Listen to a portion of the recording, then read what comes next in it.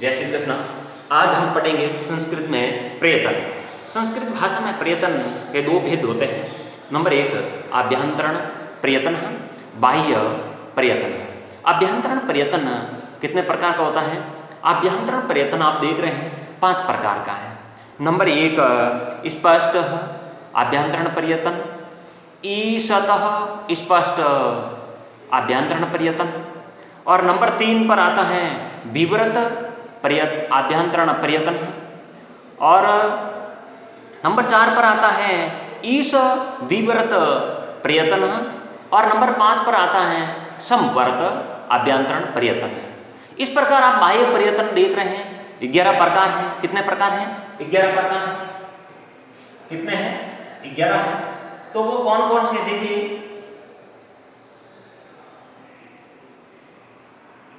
तो वो है विवाद, संवाद, श्वास, नाद, घोष, अघोष, अल्पप्राण, माप्राण, उदात्त, अनुदात्त और लास्ट में स्वरित। ये कितने प्रकार हो गए? 11 प्रकार हो गए। तो अब इस प्रकार देखिए, स्पष्ट आभ्यंतरण प्रयतन क्या होता है? इसके अंदर क्या होता है? 5 वर्ग आते हैं। कितने वर्ग आते हैं? इसे स्पष्ट व्यंजन भी कहते हैं हिंदी में। क्या कहते हैं हिंदी में? स्पष्ट व्यंजन कहते हैं हिंदी भाषा में। तो इन्हें संस्कृत में स्पष्ट कहते हैं। तो स्पष्ट के अंतर्गत कौन कौन से आते हैं? तो यहाँ आप देखते हैं कि एक आता है आपका क वर्ग पूरा आता है। क वर्ग का मतलब क्या होता है? फिर आगे आता है च वर्ग पूरा आता है, च वर्ग आता है, फिर आपके ट वर्ग पूरा आता है, फिर त वर्ग आता है, और फिर प वर्ग आता है। अब वर्ग क्या होता है? क वर्ग का मतलब क्या होता है और च वर्ग का मतलब? क वर्ग का मतलब है क ख ग घ ड़। क ख ग घ और ड़, ये हो गया आपका पूरा वर्ग। फिर च में च छ ज ज और य, ये हो गया वर्ग। इस प्रकार ये होता है क वर्ग, यानी क ख ग घ ड़, ये नहीं। तो आप इस वर्ग को कैसे लिखेंगे?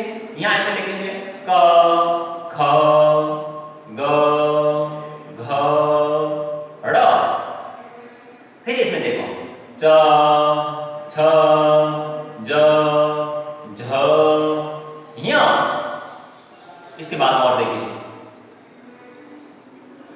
फिर ट ठ ड ढ ण। फिर देखो त थ द ध न। फिर प फ ब भ म। तो ये पूरी वर्ग संख्या। अब वर्ग का मतलब क्या है? इधर से देखो 5, इधर से देखो 5, इधर से देखो 5, इधर से देखो 5, ऐसे ये हो गया पूरा वर्ग। यानी चारों भुजाएं बराबर है। यहाँ देखो 1 2 3 4 5 अक्षर आ रहे हैं। तो यहाँ देखो 1 2 3 4 5 आ रहे हैं। इधर देखो 1 2 3 4 5, 1 2 3 4 5, ऐसे 1 2 3 4 5, ऐसे 1 2 3 4 5। तो ये हो गया वर्ग। ये चारों भुजाएं बराबर है। तो ये जो स्पष्ट व्यंजन कहते हैं हिंदी भाषा में, इसे क्या कहते हैं? स्पष्ट व्यंजन कहते हैं। और इसके बाद में आपके नंबर 2 पर आता है ईशत स्पष्ट। ईत स्पष्ट का मतलब है जिनका उच्चारण करते समय, जिनका क्या है? उच्चारण करते समय जीवा से वर्णों का स्पर्श होता है। जीवा से क्या होता है? वर्णों का स्पर्श होता है। अब इसके अंदर जो पहला था, इसका उच्चारण जीवा में जिन जिन वर्णों स्थानों पर होता है वो स्पष्ट व्यंजन।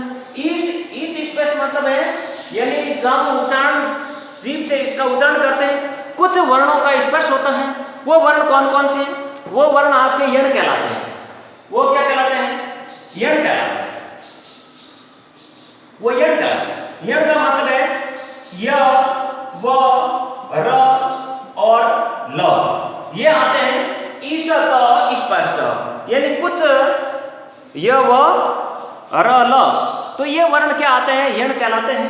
तो यण के अंतर्गत जो वर्ण आ रहे हैं य व र ल, ये यण कहलाते हैं। अब इसके बाद में आगे आता है विवर्त। विवर्त का मतलब जिन वर्णों स्थानों का समय के समय अपन बोलते हैं तो उसका क्या रहता है, कंठ खुला रह जाता है। कंठ क्या रहता है, उनका कंठ खुला रहता है। तो वो मुख्य विवर्त कौन कौन से कहलाते हैं? विवर्त के अंदर विवर्त यानी आप जब बोलते हैं तो उसमें अपना कंठ खुला रहता है, जैसे ये स्वर जितने भी आते हैं वो किसमें आएंगे, इसमें। इसके अंदर क्या आता है, दीर्घ और लघु और प्लुत, ये सब आएंगे इसके अंदर, विवर्त के अंदर। अब आप देखते हैं लघु और दीर्घ। लघु और दीर्घ ये मुख्य स्वर कितने प्रकार के होते हैं, 9 प्रकार के होते हैं। और दीर्घ सहित टोटल वर्ण कितने होते हैं, तो स्वर वो 12 होते हैं। कितने होते हैं, 12। जो मुख्य स्वर है वो कितने हैं, 9 है। वो 9 कौन कौन से हैं, या अपनी प्राप्त जगह के हिसाब से लिख नहीं सकते हैं, लेकिन मैं बोल सकता हूं। देखिए मुख्य जो स्वर है वो है अ, ई, उ, री, ई, उ, वापस ई, उ, री, ल मतलब री, ए, ओ, औ, ए, आई, ओ, औ। तो कौन कौन से हो गए, अ, ई, उ, री, ली, ए, आई, ओ, औ, ये 9 हो गए। और दीर्घ सहित, दीर्घ सहित का मतलब है इसके अंदर जो भी वर्ण आते हैं, अ, आ, कहने का मतलब है अ, आ। अब विवर्त में कौन कौन से आते हैं, पूरा दोनों लघु और दीर्घ दोनों सहित मिला करके, यानी दीर्घ सहित भी टोटल कितने आते हैं, 12 आते हैं। कौन कौन से, अ, आ,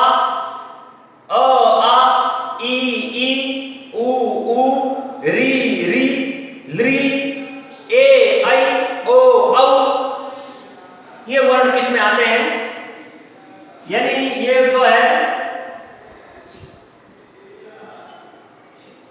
दीर्घ, लघु और दीर्घ, यानी ह्रस्व दीर्घ सहित वर्ण है। और एक आपके मुख्य जो प्लुत वर्ण आ रहे हैं, प्लुत वर्ण है वो 21 वर्ण है, जिन वर्णों का 3-3 बार भाग हो रहा है वो। अब है ईश द्विवर्त। ईश द्विवर्त का मतलब क्या है, यानी जिनका उच्चारण कंठ से पूर्णतः नहीं होता है, तो कुछ कंठ खुला रहता है, तो वो वर्ण है आपके सल वर्ण कहलाते हैं। वो कौन से वर्ण कहलाते हैं, सल वर्ण कहलाते हैं। तो सल का मतलब क्या होता है, सल का मतलब है ये स, ये स और ये स, ये किस में आते हैं, ईश द्विवर्त, ये सल में आते हैं। अब लास्ट में 5वां जो आ रहा है वो 5वां समवर्त, जिनका प्रयोग है हर स्वर अ के प्रयोग से होता है, जिनका प्रयोग अकारात्य प्रयोग से होता है, जिनकी ध्वनि अ से आ रही है, जो आकार संबंधित ध्वनि आ रही है, वो सब किसमें आएंगे, समवर्त में आते हैं। अब है बाह्य परिवर्तन। बाह्य परिवर्तन के अंदर है, अब सबसे पहले 1 नंबर पर आ रहा है विवार, संवार, श्वास। तो अब इनका जो जोड़ा बनता है वो इस तरीके से बनेगा, विवार, श्वास और अघोष का। अब विवार का मतलब क्या होता है, श्वास का मतलब क्या होता है, देखिए विवार का मतलब है यानी उच्चारण, वर्णों का उच्चारण करते समय हमारा मुख थोड़ा खुला रह जाता है। क्या रह जाता है, यानी वो जो मुख खुलता है, खुलने को विवार कहते हैं। अब संवार का मतलब है संकुचित होना, इसका विपरीत हो गया। विवार मुख खुला रहना, संवार यानी संकुचित रहना। और श्वास, श्वास का मतलब है जो अपन उच्चारण करते समय अपने जो श्वास चलती है, अपन जो उच्चारण करते हैं उसकी श्वास चलती है, उसे श्वास कहते हैं। नाद, नाद का मतलब होता है आवाज। अपन जब बोलते हैं, उच्चारण करते हैं, तो उच्चारण के समय जो विशेष तौर से ध्वनि उत्पन्न होती है उसे नाद कहते हैं। घोष, घोष का मतलब होता है आवाज। अपन जब उच्चारण करते हैं तो उस समय हमारे उच्चारण से होने वाली ध्वनि है वो घोष कहलाती है। अघोष, अघोष का मतलब जब हम उच्चारण करते हैं तो उस समय हमारे किसी तरह की जो गूंज नहीं होती है उसे अघोष कहते हैं। अलप्राण, जब उच्चारण करते समय कम टाइम लगता है उसे अलप्राण कहते हैं। जब उच्चारण करते हैं उसमें बहुत अधिक टाइम लगता है तो उसे महाप्राण कहते हैं। उदात्त, अनुदात्त और स्वरित ये स्वरों के अंतर्गत आने वाले वर्ण हैं। अब देखिए सबसे पहले देखते हैं कि जो विवार, श्वास और अघोष किसे कहते हैं। तो अब सबसे पहले देखते हैं अपन जो विवाह समास के अंतर्गत आते हैं तो वो वर्ण का कौन सा आता है, खर वर्ण आता है। खर वर्ण का मतलब वर्ण का कौन सा अक्षर आएगा, पहला और दूसरा आएगा। कौन सा आएगा, पहला और दूसरा वर्ण किसमें आएगा इसके अंदर, और एक सल वर्ण जरूर साथ में आएगा। तो आप देखते हैं कि जो प्रथम वर्ण का पहला विवाह समास अघोष, अघोष का मतलब है बिना आवाज।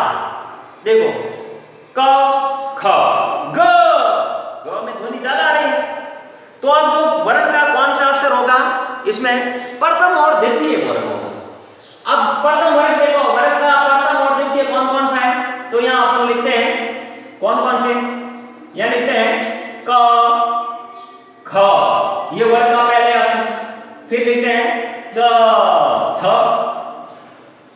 ट ठ त थ प फ। तो ये वर्ग का कौन सा अक्षर हो गया, दूसरा।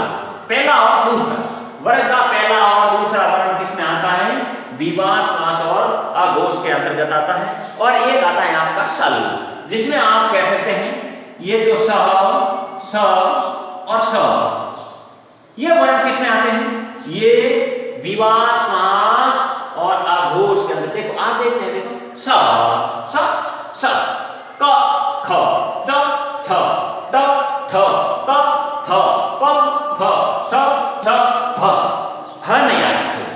तो ये वर्ण किसमें आएंगे, ये समास विवाह समास और अघोष में आएगा। अब देखो समार नाद और घोष में कौन कौन से आते हैं, वर्ग का कौन कौन सा अक्षर इसके अंतर्गत आता है। तो यहां अपन देखते हैं वर्ग का जो है तीसरा, चौथा और पांचवा।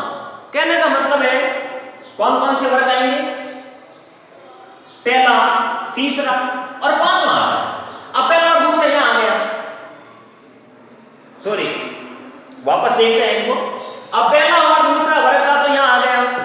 अब जो अघोष वर्ण है, समास है, इसके अंतर्गत जो वर्ग आ रहे हैं, तो तीसरा, चौथा, पांचवा कौन सा आ रहा है, तीसरा, चौथा और पांचवा। कहने का मतलब इसमें जो शेष बचता है वो इसमें आएगा। अब वो वर्ग में कौन कौन से और आ रहे हैं, तो देखिए तीसरा, चौथा और पांचवा किस तरीके से आ रहा है समार नाद और घोष के अंदर।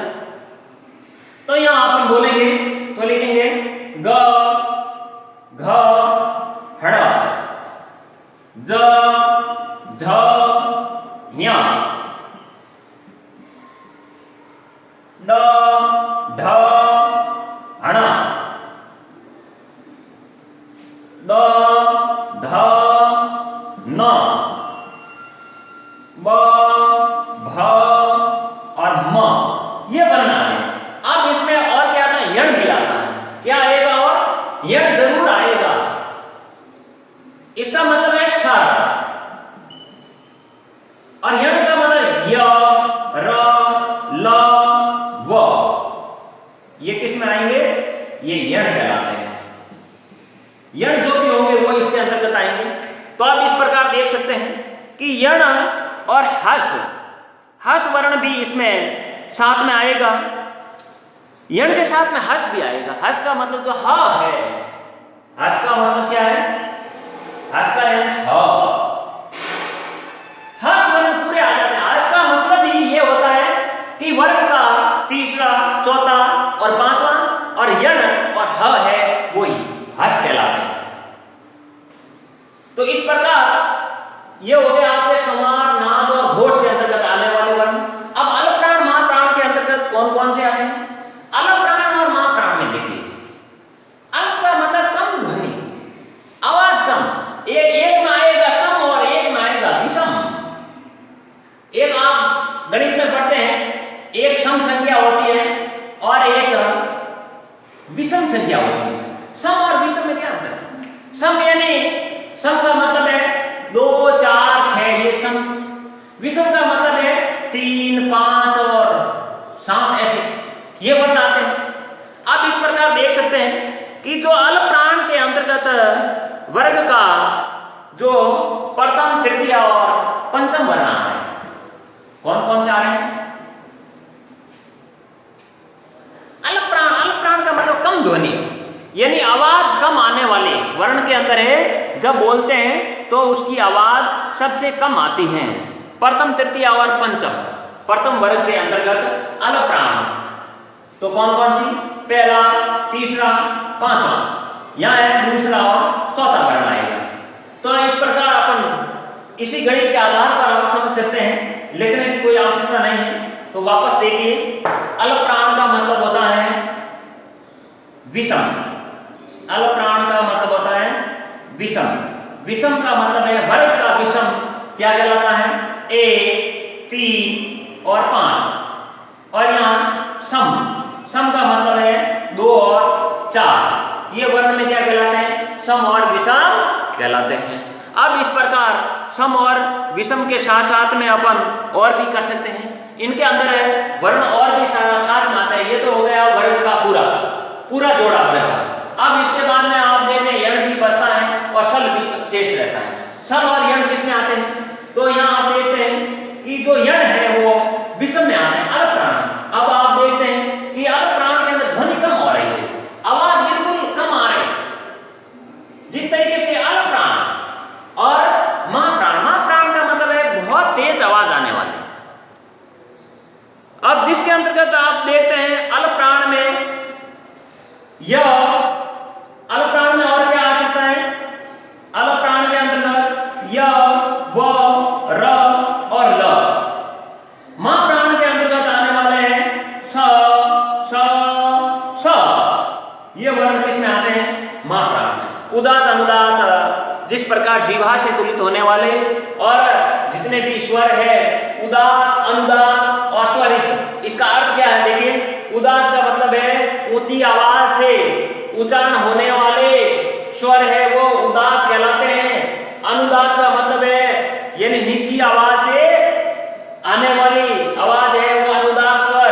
और स्वरित का मतलब है जो अनुनासिक, अनुनासिक वर्ण आते हैं स्वरों के अंतर्गत, तो वो क्या कहलाते हैं? स्वरित कहलाते हैं। इस प्रकार हम कह सकते हैं कि संस्कृत भाषा में परिवर्तनों के ये भेद हैं। स्पष्ट, इत, ईशत, स्पष्ट, विवर्त, ईश, विवर्त, समर्थ, विवाद, समार, विवाद, विवाद, संवाद, श्वास, नाद, घोष, अघोष, अलप्राण, महाप्राण, उदात, अनुदात और स्वरित। तो ये ध्यान रखना है कि अलप्राण और महाप्राण में थोड़ा अंतर है।